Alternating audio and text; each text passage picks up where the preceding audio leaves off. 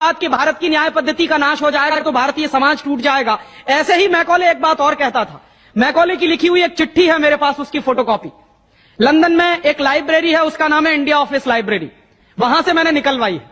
India office library में से ऐसे कुछ 50,000 से ज्यादा डॉक्यूमेंट्स मैं निकाल के लाया और वहां के कई लोगों की मदद से हमने वो निकलवाए हैं। तो उनमें एक चिट्ठी है मैकॉले की, वो उसके अपने पिताजी को उसने लिखी है। जब वो यहां ऑफिसर बन के आया है तो मैकॉले क्या लिख रहा है कि भारतीय समाज को अगर बर्बाद करना है तो भारतीय न्याय पद्धति बर्बाद करो। तो वो करने के लिए उसने आईपीसी बना दिया, सीआरपीसी बना दिया, सीपीसी बना दिया और बर्बाद हुई।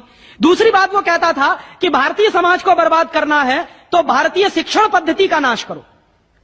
तो मैकॉले कहा करता था कि जो भारतीय शिक्षण पद्धति है, वो खुद मानता था इस बात को, यह दुनिया की सबसे ज्यादा विकसित और सबसे अच्छी पद्धति। क्या होता था, यहां गुरुकुल चलते थे, गुरुकुलों में विद्यार्थी पढ़ते थे और विद्यार्थी 20 साल तक, 25 साल तक ब्रह्मचर्य का पालन करते हुए शिक्षा ग्रहण करते थे, संस्कार मिलते थे और वो संस्कार लेकर समाज में जाते थे। उन्हीं संस्कारों से संस्कृति बनती थी और वही संस्कृति भारतीय संस्कृति कहलाती थी। ऋषि थे, मुनि थे, बड़े बड़े ज्ञानी थे, महात्मा थे, वो गुरुकुलों को चलाया करते थे और सारे के सारे गुरुकुल जो चला करते थे उनमें वेदों का अध्ययन, पुराणों का अध्ययन, उपनिषदों का अध्ययन, जो भारतीय ज्ञान है, जो भारतीय मनीषा है, उन्हीं सबका अध्ययन संस्कृत के माध्यम से कराया जाता था। मैकॉले ने क्या किया कि गुरुकुलों का नाश अगर करना है तो उसने एक कानून बनाया। क्या कानून बनाया? संस्कृत में जितने विद्यालय इस देश में चलते थे, हिंदुस्तान में अंग्रेजों के जमाने में, उन सबको उसने इल्लीगल घोषित किया, गैर कानूनी। और उसने प्रतिबंध लगा दिया कि संस्कृत भाषा के माध्यम से कोई भी गुरुकुल चलेगा उसको अंग्रेजी सरकार मान्यता नहीं देगी। तो मान्यता किसको देगी? अंग्रेजी के माध्यम से जो कॉन्वेंट स्कूल चलेंगे उनको अंग्रेजी सरकार मान्यता देगी। और उसके लिए बाकायदा उसने कानून बनाया। उस कानून का नाम है इंडियन एजुकेशन एक्ट। और यह इंडियन एजुकेशन एक्ट लागू हुआ 1858 में, आज से लगभग 140 साल पहले। तो 140 साल पहले जो कानून लागू हुआ था अंग्रेजों के जमाने में, वही कानून आज भी चल रहा है। उस कानून के आधार पर मैकॉले ने क्या किया? संस्कृत के माध्यम से चलने वाले गुरुकुलों को बर्बाद कर दिया, कानून बना के उनको बंद करा दिया।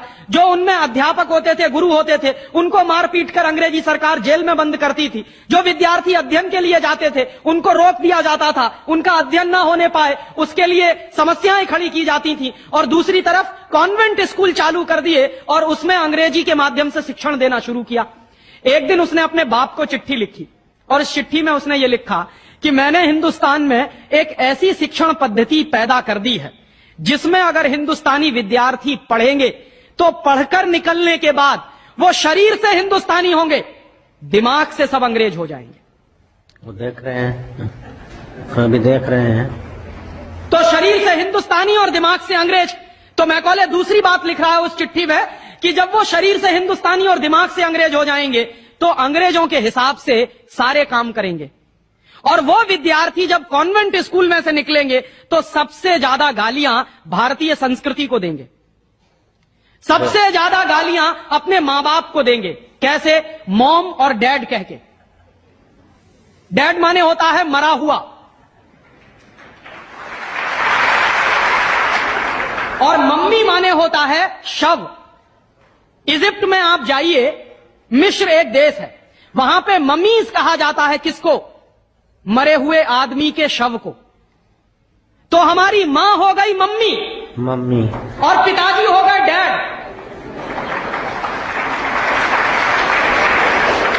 आया कहां से ये? मैकॉले ने डाल दिया हमारे दिमाग में। और मैं ये कहता हूं कि मैकॉले तो मर गया, उसका बाप भी मर गया, सब मर गए, भगवान उनकी आत्मा को शांति दे, लेकिन उसकी जो आत्मा है वो हम सब में प्रवेश कर गई है।